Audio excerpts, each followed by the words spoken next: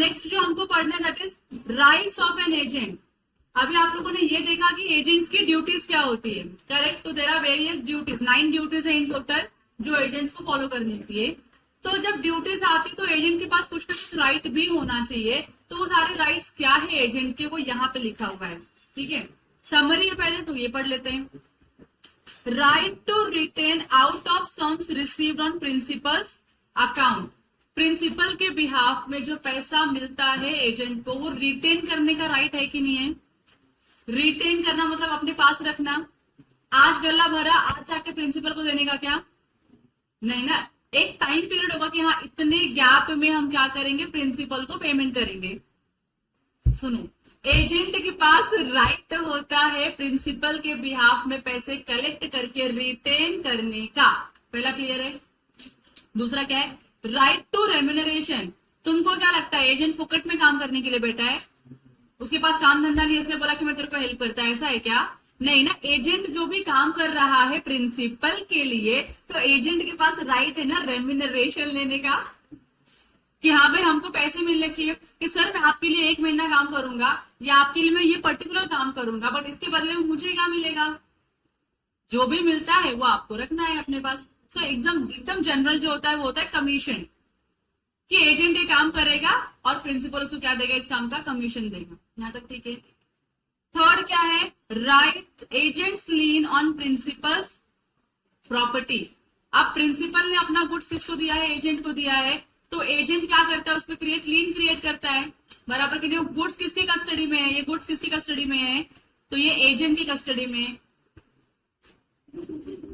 Principal किधर है तुम्हारा, इधर है, तो गुड्स की कस्टडी किसके पास है, एजेंट के पास है। ये एजेंट ने क्या किया है, प्रिंसिपल का गुड्स प्रिंसिपल के बिहाफ में अपने पास रखा है कि नहीं रखा है, तो लीन है कि नहीं, इसका हक है कि नहीं, इस गुड्स के ऊपर चार्ज है कि नहीं, संभालना पड़ेगा कि नहीं संभालना पड़ेगा, यस। और अगर प्रिंसिपल ने पैसे नहीं दिए इसके, तो गुड्स को अपने पास ही रखेगा till the time the principal makes the payment to the agent, बराबर। और उसका क्या है, right of indemnification for lawful acts. Indemnification समझा आप लोगों को क्या है, कि अगर मैंने प्रिंसिपल के लिए कुछ काम किया है या प्रिंसिपल के बिहाफ पे मैंने कुछ काम किया है और उसको उस काम को करने के लिए मुझे क्या हुआ है, एक्सपेंस हुआ है, उस काम को करने के लिए एजेंट ने क्या इनकर किया है, एक्सपेंस इनकर किया है, तो क्या एजेंट वो काम का पैसा अपने प्रिंसिपल से रिकवर कर सकता है, कर सकता है। यस। तो जितने भी आपने लॉफुल एक्ट्स किए होंगे और उसमें जो भी आपने खर्चे किए रहेंगे, इनकर किए रहेंगे एक्सपेंसेस को, वो सारा का सारा आपका राइट है इंडेमिनिफाइड होने का। आप प्रिंसिपल से इंडेमिनिफाइड हो जाओगे। ये क्लियर है फोर्थ। और फिफ्थ क्या बोला है, right of indemnification against the acts done in good faith. अगर आपने गुड फेथ में जो काम किया है, गुड फेथ में काम किया, जैसे इमरजेंसी अराइज हो गई थी, नेसेसिटी अराइज हो गई थी, तो आप लोगों ने इमरजेंसी और गुड फेथ में काम किया ना, आप प्रिंसिपल का लॉस होने से बचाना चाहते थे और बचाया, और उसमें अगर आपने कुछ खर्चा किया रहेगा तो वो भी तो अपने आप को इंडेमिनिफाई करवा के लोगे ना। प्रिंसिपल को बोलेंगे ना, सर फायर ब्रिगेड का पैसा बनता है, मैंने फोकट में नहीं आया था फायर ब्रिगेड में, उनका दामाद नहीं हूँ कि मेरे को फ्री में सर्विस देंगे आके, यहाँ दामाद ने फोन किया चलो जाना ही पड़ेगा, पैसे लिए हैं उन्होंने हमसे, तो वो पैसे मैंने भरे, तो आपको वो पैसे मुझको देने पड़ेंगे। समझ में आ गया।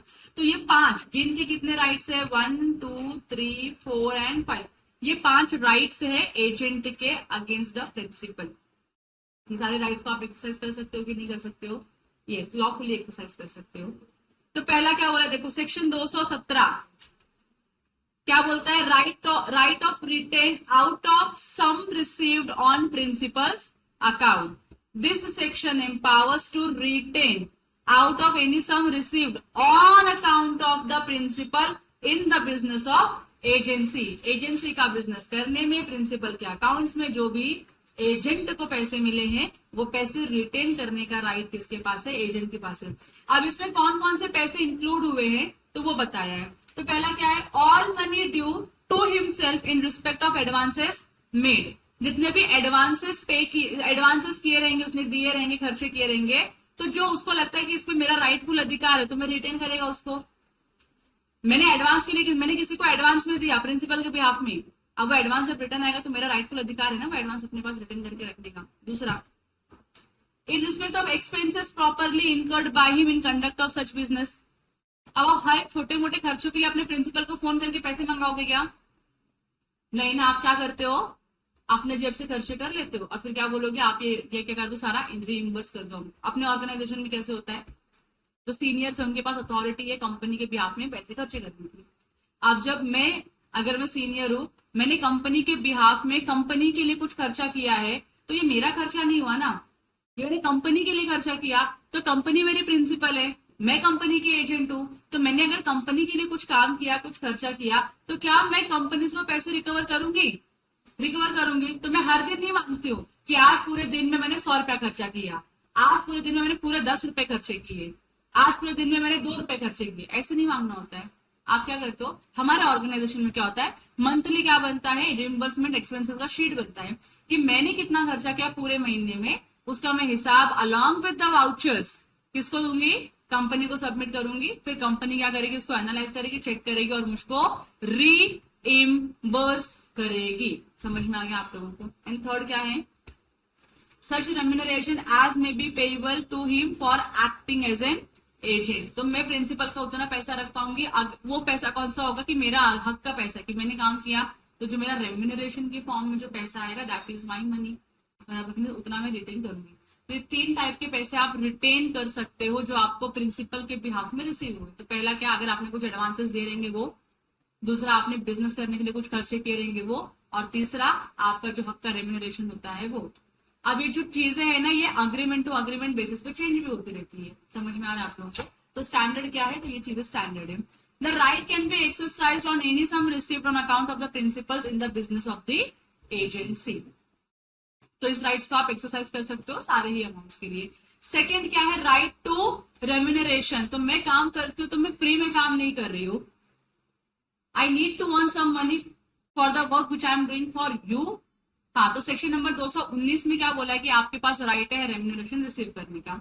सो agent in the normal course is entitled for the remuneration as per the contract. जो भी कॉन्ट्रैक्ट हुआ है उसमें जो भी रेम्यूनरेशन लिखा होगा कि मंथली आपको 50,000 पे करेंगे या मंथली हम आपको 2% ऑफ द टोटल सेल्स पे करेंगे, जो भी होगा आपके कॉन्ट्रैक्ट में लिखा है, उसके हिसाब से principal is liable to make the payment to the agent. बराबर की नहीं? In the absence of any agreed amount of the remuneration, he is entitled for the usual remuneration which is customary in the business।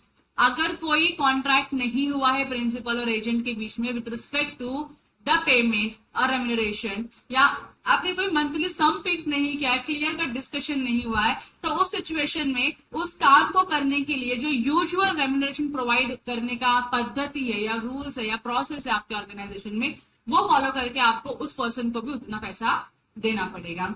However agent who is guilty of misconduct, misconduct मतलब गलत काम किया आपने, तो अगर जो agent है जो गिल्टी है मिसकंडक्ट का, is not entitled to any remuneration in respect of that part of the business which he has misconducted. आपने जो गलत बिजनेस किया है, जिसमें से फॉर एग्जांपल इलीगल बिजनेस किया आपने, कुछ तो इलीगल बिजनेस किया, तो इसका आपको रेम्यूनरेशन नहीं मिलेगा, इलीगल बिजनेस का रेम्यूनरेशन आपको नहीं मिलेगा। यहाँ तो क्लियर है? अब इसमें 2 एग्जाम्पल दिए गए हैं। एग्जाम्पल 1 देखो क्या बोल रहा है, ए बी को एम्प्लॉय करता है सी से 1 लाख रुपया रिकवर करने के लिए and invest in the securities that gives good return. A principal है, बी एजेंट है। ए ने अपने एजेंट को बोला कि जा तू क्या कर, सी से मेरे पैसे रिकवर कर, बराबर की नहीं, सी से पैसे रिकवर कर। रिकवर करने के बाद what you are suppose to do, and invest it in the securities that give good returns. आप ऐसे सिक्योरिटी में इन्वेस्ट करो, स्टॉक मार्केट में इन्वेस्ट करो, जिसमें से मुझे क्या मिलेगा, अच्छा रिटर्न मिलेगा, बराबर की नहीं। बी को करना पड़ेगा कि नहीं करना पड़ेगा? Yes. B recovers the amount and lays out 90,000 on a good security but lays out 10,000 on the securities which ought to provide poor returns, whereby A loses 2,000 rupees। अब इसने क्या किया, जो 1 लाख रुपया रिकवर किया था, उस 1 लाख रुपए में से जो मिस्टर बी है उन्होंने 90,000 रुपया तो अच्छे सिक्योरिटीज में इन्वेस्ट किया, गुड सिक्योरिटी में इन्वेस्ट किया था, और उसके बाद जो 10,000 रुपीज है वो उन्होंने क्या किया, बैड सिक्योरिटीज में इन्वेस्ट किया, जहां से उसको रिटर्न कम आया, जिसकी वजह से 2,000 रुपए का क्या हो चुका है, मिस्टर प्रिंसिपल को लॉस हो चुका है। तो प्रिंसिपल कौन थे अपनी सिचुएशन में, ए। क्या प्रिंसिपल ये लॉस रिकवर कर सकता है, ये सब no. So B is entitled to the remuneration for recovering 1 lakh rupees. B के पास राइट है, उसने जो 1 लाख रुपए रिकवर किया उसका जो पैसा बनता है उसको तो आपको देना पड़ेगा।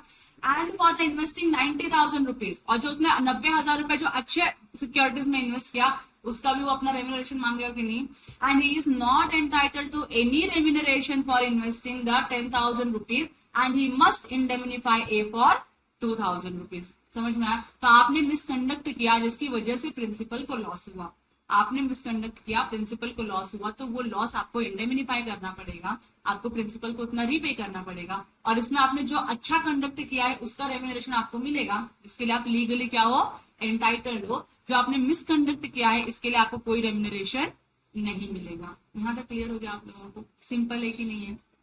दूसरा एग्जाम्पल क्या बोल रहा है, ए ने बी को एम्प्लॉय किया 1 लाख रुपया रिकवर कर, एंड सी से रिकवर करना है, एंड बिकॉज ऑफ बीज misconduct the money is not recovered. आपने कुछ गलत एक्सरसाइज किया होगा, कुछ गलत रूल्स फॉलो किए होंगे, या फिर कुछ भी आपने गड़बड़ किया है जिसकी वजह से आप पैसे रिकवर नहीं कर पाए। तो यहाँ पे प्रिंसिपल को तो पूरा लॉस हो गया, रिकवर नहीं हो पाया। तो क्या बी को जिस काम के लिए अपॉइंट किया था क्या वो काम कंप्लीट हुआ, कंप्लीट नहीं हुआ ना। जिस काम के लिए तुमको अपॉइंट किया था वो काम कंप्लीट नहीं हुआ, तो क्या प्रिंसिपल लायबल है पैसे देने के लिए, नहीं। So B is not entitled to remuneration for his services and must make the good the loss. जो भी लॉस बी की वजह से हुआ है प्रिंसिपल को, वो आपको क्या करना पड़ेगा, इंडेमनिफाई करना पड़ेगा। समझ रहे आपको मैं क्या बता रही हूँ। एजेंट की मिस्टेक से कुछ भी प्रिंसिपल को लॉस होता है, वो सारा लॉस एजेंट की रिस्पॉन्सिबिलिटी है इंडेमनिफाई करने की। समझ में आ रहा है।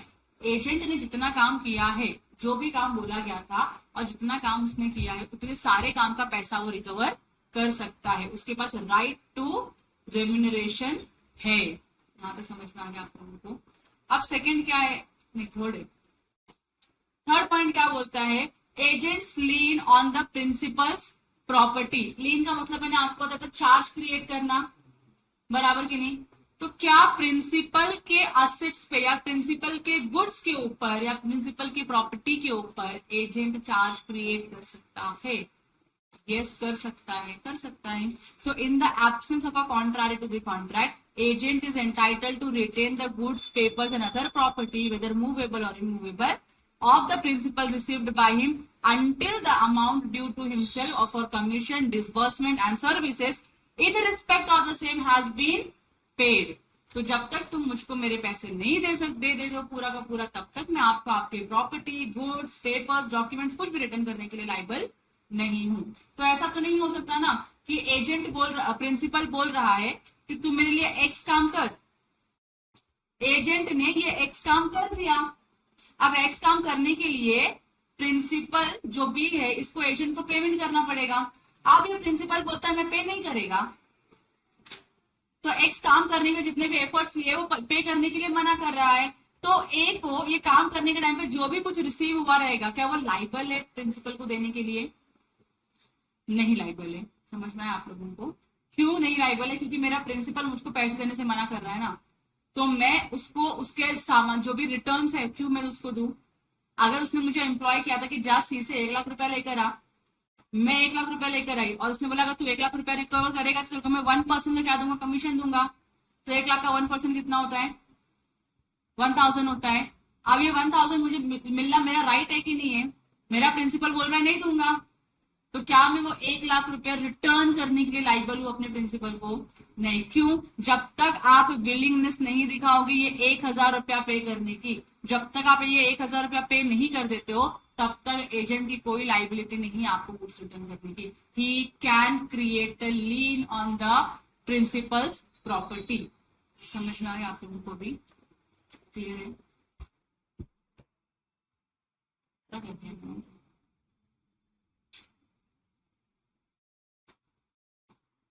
अब यहाँ पे कुछ कंडीशंस दे, the conditions of this rights are, कि इस राइट को एक्सरसाइज करने के लिए where you can create a lien on the property of the principal, आपको कुछ कंडीशन सेटिस्फाई करनी है। पहला क्या बोला है, agent should be lawfully entitled to receive from the principal, आपके पास लॉफुल राइट है प्रिंसिपल से वो पैसे रिकवर करने का।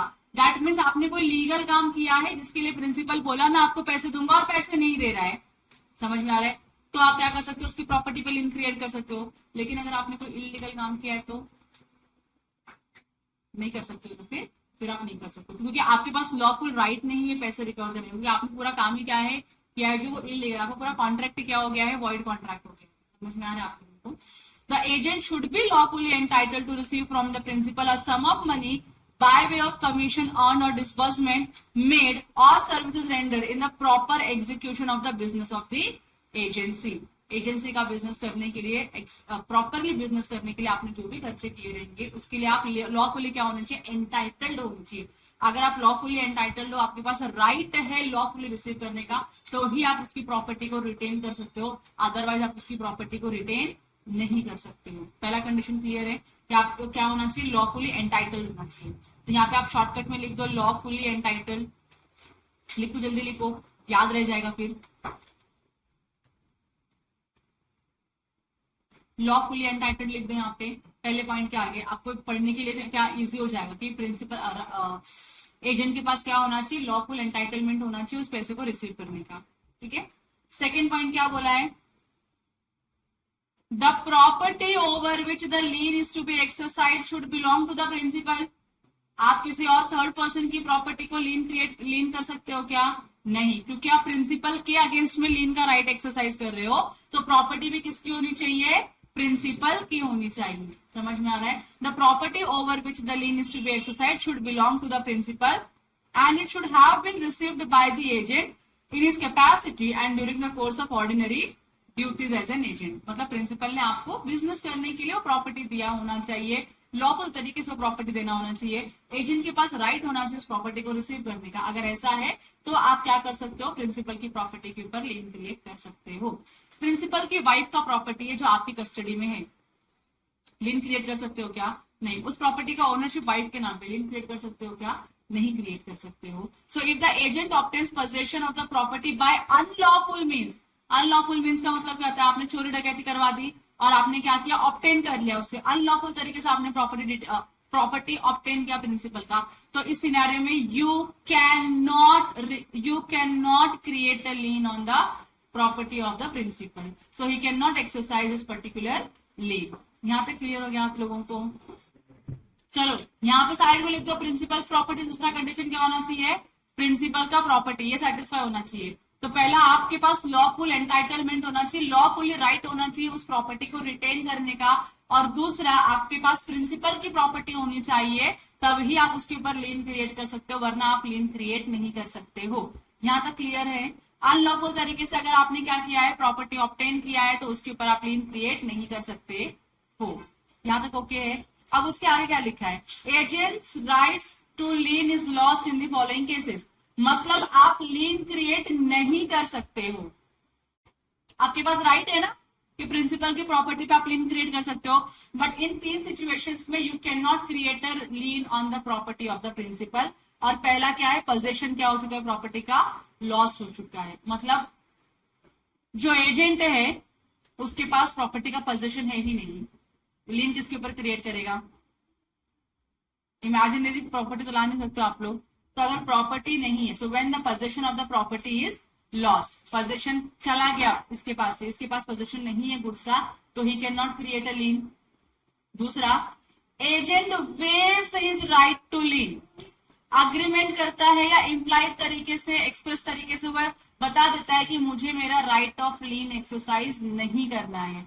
जब आपने बोल दिया आप राइट ऑफ लीन एक्सरसाइज नहीं करोगे, तो you are losing your right, बराबर। और तीसरा क्या बोला है, agent's lien is subject to the contrary to the contract. मतलब कि आपने अपोजिट में कुछ क्या किया है, कॉन्ट्रैक्ट बना लिया है कि ठीक है, हम अगर ऐसा अग्रीमेंट में आपके कॉन्ट्रैक्ट में लिख दिया है कि एजेंट क्या नहीं करेगा, लीन क्रिएट नहीं करेगा, तो agent can not create a lien on the property even though you are having the possession of the property, you can not create a lien, क्योंकि आपने कॉन्ट्रैक्ट में क्या किया, आपने अपोजिट में कॉन्ट्रैक्ट कर लिया, कॉन्ट्रैक्ट टू द कॉन्ट्रारी आपने कर लिया है, जहां पे आप अपने लीन के राइट को एक्सरसाइज नहीं कर सकते हो। समझ में आ गया? ये 3 सिचुएशंस ऐसे हैं जहां पे जो एजेंट है अपना राइट ऑफ लीन लॉस्ट करता है। चलो आगे बढ़े। 3 राइट कवर किया हम लोगों ने। पहला राइट कौन सा है? पहला राइट क्या है एजेंट के पास? क्या? Right to retain the sums received. उसमें 3 ही सम रिटेन कर सकते हो। पहला कौन सा है? जो भी एडवांस उसने किया रहेगा बिजनेस के कोर्स में वो। दूसरा कौन सा है? नेसेसरी एक्सपेंसेस क्या रहेगा बिजनेस एक्टिविटी के लिए वो। और तीसरा क्या है? उसका जो पार्ट ऑफ रेम्यूनरेशन है वो। ये 3 क्या कर सकता है? वो रिटेन कर सकता है। बाकी सब उसको क्या करना पड़ेगा? रिटर्न करना पड़ेगा प्रिंसिपल को। क्लियर है? सेकेंड राइट क्या है उसके पास? Right to remuneration. आपके पास रेम्यूनरेशन का राइट है उन सारे एक्टिविटीज के लिए जो आपने लॉफुल तरीके से किया हुआ है और प्रिंसिपल का डायरेक्शन फॉलो करके ही क्या किया है, किया हुआ है। अगर आपने कोई भी एक्ट किया है प्रिंसिपल के बिहाफ में विच इज जो मिसकंडक्ट है या फिर जो अनलॉफुल है, उसका आपको रेम्यूनरेशन नहीं मिलेगा। और तीसरा क्या पढ़ा हम लोगों ने? प्रिंसिपल की प्रॉपर्टी पे आप लीन क्रिएट कर सकते हो। उसके लिए भी 2 कंडीशन आपको फुलफिल करना पड़ेगा। पहला, आपके पास क्या होना चाहिए? लीगल एंटाइटलमेंट होना चाहिए, लॉफुल एंटाइटलमेंट होना चाहिए, जहां पे you have a right to receive the remuneration from the principal. और दूसरा क्या होना चाहिए? प्रिंसिपल की प्रॉपर्टी आपके पास होनी चाहिए। ये 2 कंडीशन सेटिस्फाई करते हो तो you can exercise your right of lien. लेकिन 3 सिचुएशंस में आप राइट ऑफ लीन एक्सरसाइज नहीं कर सकते। पहला, प्रॉपर्टी आपकी कस्टडी में नहीं है, आपकी पोजीशन में प्रॉपर्टी नहीं है। दूसरा, आपने वेव कर दिया कि नहीं मुझे करना ही नहीं है, या तो एक्सप्रेस या तो इम्प्लाइडली आपने कोई एक्शन नहीं लिया। प्रॉपर्टी आपको प्रिंसिपल ने पैसे नहीं दिया, you are not taking any action against the principal, that means you are waiving of the right of retention. और आप क्या कर रहे हो? Right of lien. और आप क्या कर रहे हो? गुड्स भी रिटर्न कर रहे हो प्रिंसिपल को, तो आपने अपना राइट ऑफ लीन एक्सरसाइज नहीं किया, वेव कर दिया। तीसरा, आपने कॉन्ट्रारी में कॉन्ट्रैक्ट कर दिया कि भाई आपको राइट ऑफ लीन क्रिएट नहीं करना है। तो ये 3 सिचुएशंस में आप राइट ऑफ लीन एक्सरसाइज नहीं कर सकते हो, वो आपका क्या होता है? छूट जाता है, वेव हो जाता है आपसे। अब नेक्स्ट जो 4th है that is right to indemnity. अगर आपने जो भी लॉफुल एक्सपेंसेस किए है बिजनेस कंडक्ट करने के लिए, तो प्रिंसिपल की रिस्पॉन्सिबिलिटी है आपको इंडेमिनिफाई करवाए, आपको इंडेमिनिफाई करके दे उतने अमाउंट का जितने अमाउंट का आपने क्या किया है? एक्सपेंसेस इनकर किया है, जो लॉफुल है या जो लीगल है। यहां तक ठीक है आप लोगों को? देखो, right of indemnification for lawful act section 222 बोलता है, अगर आपने लॉफुल एक्ट किया है तो आपके पास क्या है? राइट ऑफ इंडेमिनिफिकेशन है। Principal is bound to indemnify agent for all the consequences of lawful acts done in his authority. ठीक है, अब इसका एग्जांपल दिया है, A residing in Delhi appoints B from Mumbai as an agent to sell his merchandise. A कहां का है? दिल्ली का है। बी कहां का है? मुंबई का है। कौन किसको अपॉइंट कर रहा है? ए बी को अपॉइंट कर रहा है ना। तो ए कौन हो गया आपका? प्रिंसिपल हो गया। बी कौन हो गया आपका? एजेंट हो गया। तो प्रिंसिपल ने एजेंट को अपॉइंट किया। क्यों अपॉइंट किया है? कुछ गुड्स सेल करने के लिए, बराबर के लिए टू सेल इस मर्चेंडाइज का मतलब क्या है? इसके गुड्स बेचने के लिए उसने क्या किया है? बी को अपॉइंट किया है। यहां तक क्लियर है? As a result B is contract to deliver the merchandise to various parties but A fails to send the merchandise to B. अब यहाँ पे बी का काम तो है कि क्या करे? वो गुड्स अलग अलग पार्टीज को मुंबई में सप्लाई करे। प्रॉब्लम ये अराइज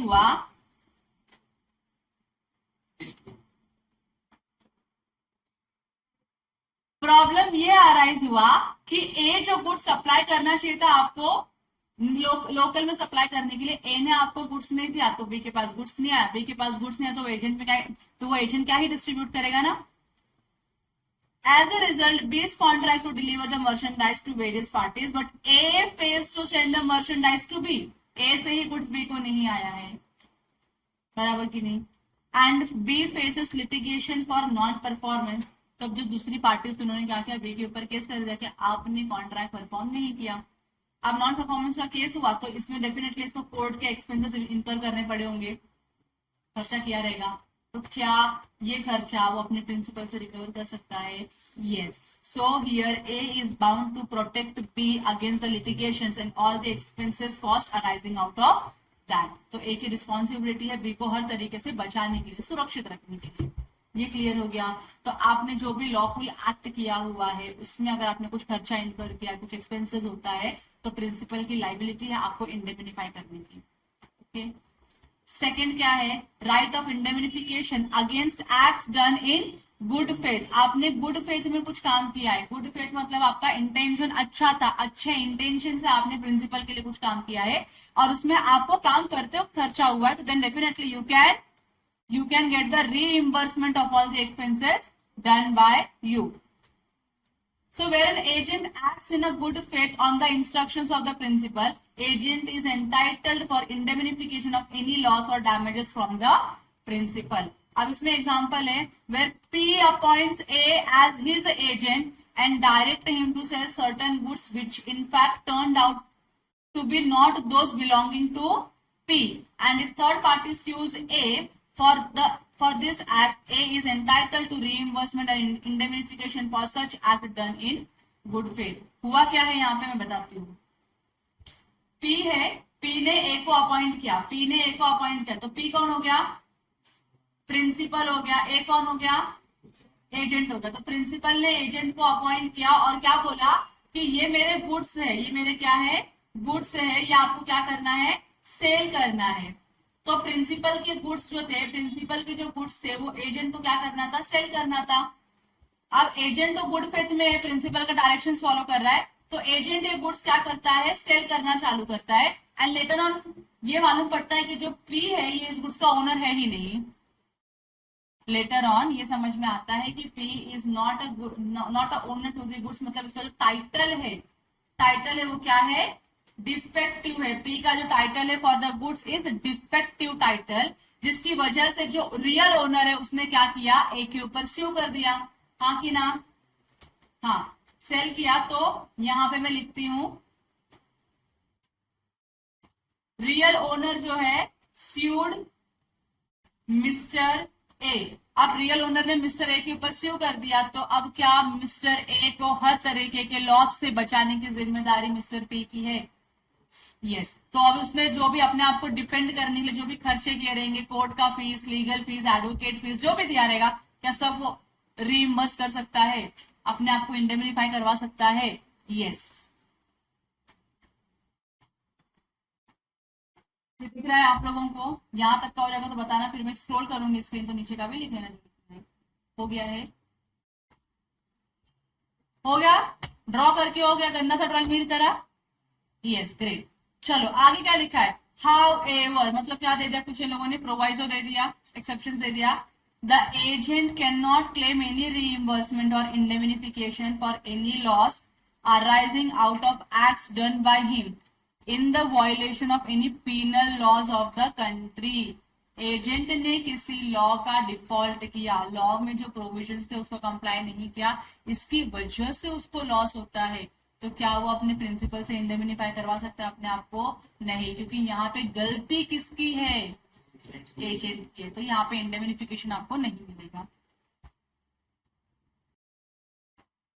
चलो नेक्स्ट क्या है, non liability of employer of agent to do criminal act. तुम मुझे बताओ, एजेंट को मैंने किसी काम करने के लिए रखा था, एजेंट जाके कोई क्रिमिनल एक्टिविटी करके आता है, मर्डर करके आता है किसी का, तो क्या उसके लिए प्रिंसिपल रिस्पॉन्सिबल होगा, नहीं। So according to section 224 where a person employs another to do an act which is criminal, अगर आपने प्रिंसिपल ने अपॉइंट ही किया उसको क्रिमिनल एक्टिविटी करने के लिए, the employer is not liable to the agent either upon the express or implied promises to indemnify him against the consequences of act. मतलब agent को इतना तो अक्ल होना चाहिए कि मेरे को अगर मर्डर करने के लिए बोला गया है और मैं मर्डर करेगा तो जेल तो मेरे को ही जाना पड़ेगा, अल्टीमेटली वो मेरे को तो बचा ही नहीं सकता है, बराबर की नहीं। तो आपको ऐसा कुछ एक्टिविटी करना है क्या, तो उसमें एम्प्लॉयर की लाइबिलिटी आएगी क्या, नहीं। सो यहाँ पे फिर से पढ़ लो एक बार, where a person employs another to do any act which is criminal, किसी एक ने किसी को अपॉइंट किया है क्रिमिनल एक्टिविटी करने के लिए, तो इस सिचुएशन में employer is not liable to the agent, agent के लिए प्रिंसिपल की कोई लाइबिलिटी नहीं है, चाहे वो एक्सप्रेस हो चाहे एम्प्लॉयड हो, इंडेमनिफाई करने, क्योंकि प्रिंसिपल इंडेमनिफाई आपको नहीं कर सकता है, क्योंकि जो आपका एक्ट क्या है वो है क्रिमिनल इन नेचर, ठीक है। तो क्रिमिनल एक्टिविटी किया तो कौन अल्टीमेटली रिस्पॉन्सिबल होगा? तुम अपने उधर कोर्ट में जाके नहीं बोलने का प्रिंसिपल को भी आप जेल में डालो, उसको अलग से पनिशमेंट मिलेगी, लेकिन जो एक्चुअल मर्डर किसने किया, तूने किया, तो तेरे को तो मिलना ही मिलना है सजा। तो पहला पहला प्राइम सस्पेक्ट तू है, सेकेंडरी में हो जाएगा, ठीक है। अब एग्जाम्पल 37 क्या बोलता है? ए employs B to beat C. ए की दुश्मनी किससे है?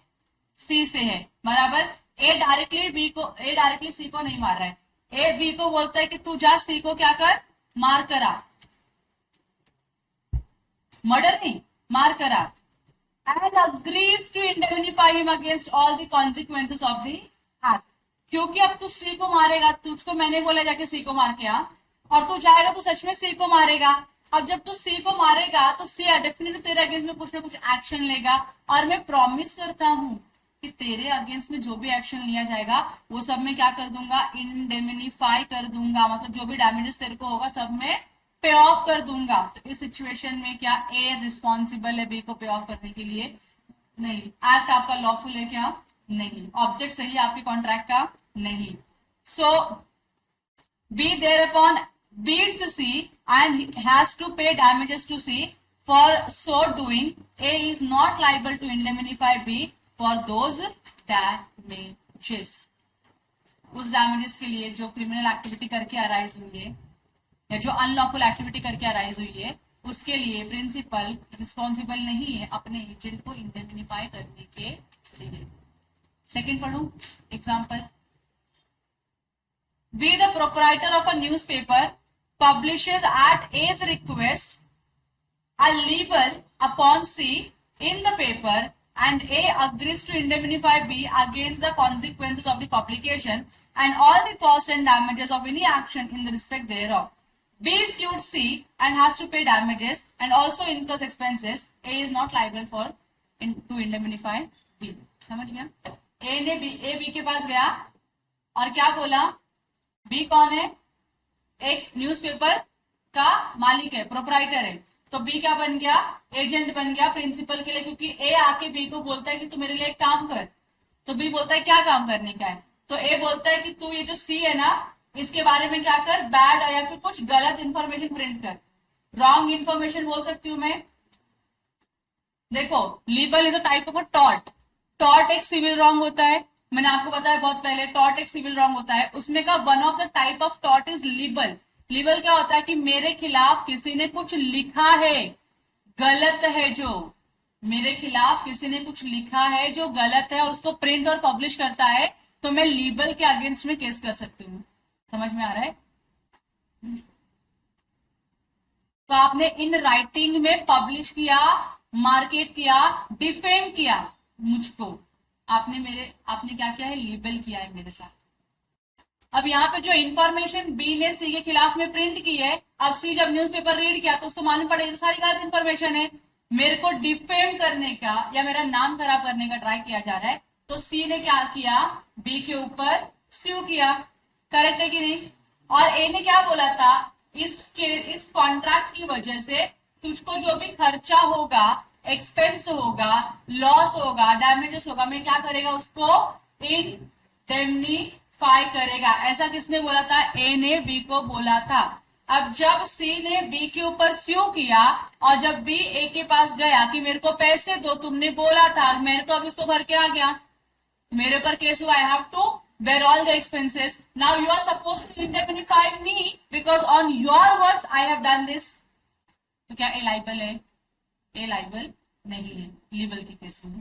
समझ में आ रहा है? तो आपने यहाँ पे कोई बहुत अच्छा काम किया है क्या? नहीं। आपने क्या किया है? कोई क्रिमिनल एक्ट किया है या आपने कोई ऐसा एक्ट किया है विच इज अनलॉफुल। इसके लिए जो प्रिंसिपल है will not be liable to the agent to indemnify. यहां तक क्लियर हो गया? दोनों एग्जाम्पल क्लियर है? अब लास्ट राइट है एजेंट का, it is right to compensation for injury caused by principal's neglect. Principal के निग्लेक्ट की वजह से, केयरलेसनेस की वजह से या उसकी गलती की वजह से एजेंट को लॉस हुआ, तो क्या वो इंडेमनिफाई करवाएगा अपने आप को? क्या वो प्रिंसिपल से लॉस रिकवर करेगा? यस। सेक्शन 225 बोलता है the principal must compensate his agent in respect of the injury caused to such agent due to principal's neglect or want of skill. Thus, every principal owes to his agent a duty of care not to expose him to unreasonable risk. आप किसी भी unreasonable risk में अपने agent को थोप नहीं सकते कि जा तू ये रिस्क अपने सर पे ले ले, नहीं, आपका एजेंट उसके लिए रिस्पॉन्सिबल नहीं है। और आपकी किसी एक्ट की वजह से एजेंट को अगर नुकसान होता है, इंजरी होती है, तो प्रिंसिपल को उसको कॉम्पेंसेट तो करना ही पड़ेगा। सिंपल है। इसका एग्जांपल क्या लिखा है देखो, A employs B a bricklayer in building as a bricklayer in a building a house and puts up the scaffolding himself. The scaffolding is unskillfully put up and B is in consequence hurt. A must compensate to B. I don't know what scaffolding means. तो ऐसा कुछ होगा कि अगर आप BRICS का काम कर रहे हो तो आपको कुछ मास्क या सिक्योरिटी आपको या प्रोटेक्शन कुछ ना कुछ तो यूज करना हो। जैसे अभी आप लोग इंजीनियर्स हो और आप लोग किसी बड़े बड़े बिल्डिंग में काम करते हो तो आपको सेफ्टी मेजर्स कुछ फॉलो करने होते हैं, जैसे टोपी लगा लो, वो मास्क पहन लो, वो उनका यूनिफॉर्म आता है वो यूनिफॉर्म पहन लो। अगर आपको वो सारी चीजें प्रोवाइड नहीं की आपके प्रिंसिपल ने, जिसकी वजह से काम करते हो तो आपको क्या हो चुका है, नुकसान हो चुका है या इंजरी हो चुकी है, then principal definitely is liable to the agent. समझ में आ गया आप लोगों को? तो यहां तक समझ में आया आपको? 5 राइट समझ में आ गए। किसके राइट्स पढ़े हम लोगों ने? एजेंट के राइट्स पढ़े हैं। अब इसके बाद हमको क्या पढ़ना है? Principal's liability to third parties. Agent काम करके आता है तो उसके लिए लाइबल कौन होता है, बाउंड कौन होता है? प्रिंसिपल होता है। तो प्रिंसिपल की लाइबिलिटी जो थर्ड पार्टीज है कौन कौन से सिनेरियो में एप्लीकेबल होगी, कौन कौन से सिनेरियो में एप्लीकेबल नहीं होगी, वो आपको ये पूरे पॉइंट नंबर 9, 10 में पढ़ना पड़ेगा। ओके है, चलेगा। ब्रेक चाहिए तो 5 मिनट का ब्रेक लो।